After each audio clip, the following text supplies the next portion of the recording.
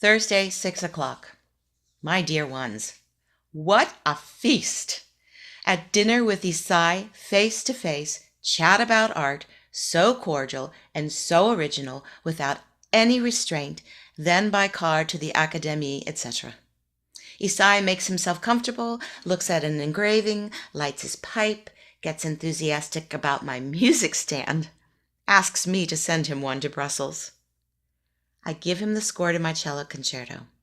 He installs himself in the armchair next to me, and I dare not repeat to all the compliments he paid me for my concerto. He varied them, found the orchestration delicious, the form charming, etc. Then I began the symphony. In the first movement, I had the immense pleasure to see Isai emotionally touched, looking at me with amazement and saying, "Ah, but I never would have expected this. This is beautiful, grand, forceful, and it has immense power."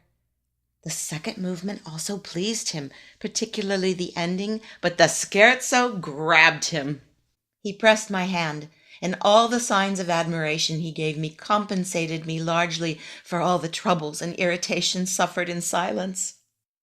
Finally, after the last movement, Isai thanked me warmly, gave me excellent advice, and assured me that my work was original, strong, full of skill, of color, of passion, and that "this is a beautiful work of an artist and a poet. You are establishing yourself with it. If you are now writing so well, what will it be in 10 years?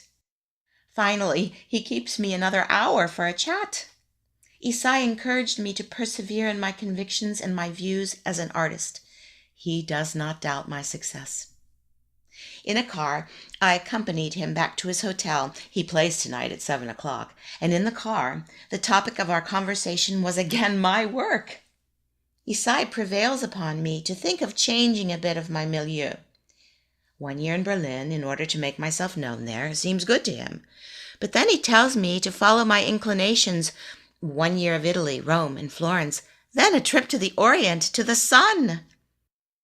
To my objection that I would not find there a musical center, Isai replies, "Why? You don't need it. Music is inside you."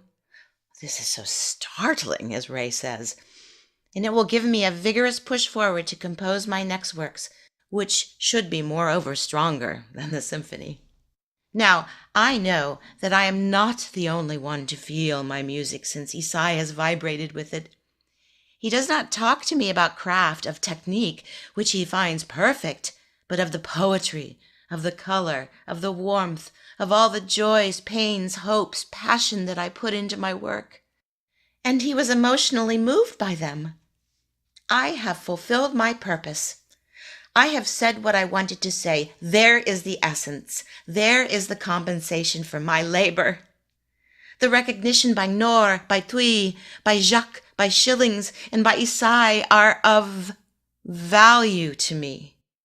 After vacillating for 5 years, I know at last where my path lies, and this is important because one needs a goal. Halseger will come soon, and I shall see him. I hope to have a performance in Frankfurt. I shall also write to Weingartner. Finally, in Berlin, if Strauss can't, Isai assures me that Busoni will perform my work. That's it.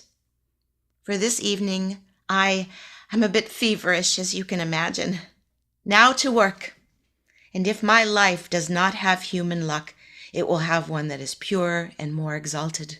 Art. I embrace you affectionately. Ernest Bloch.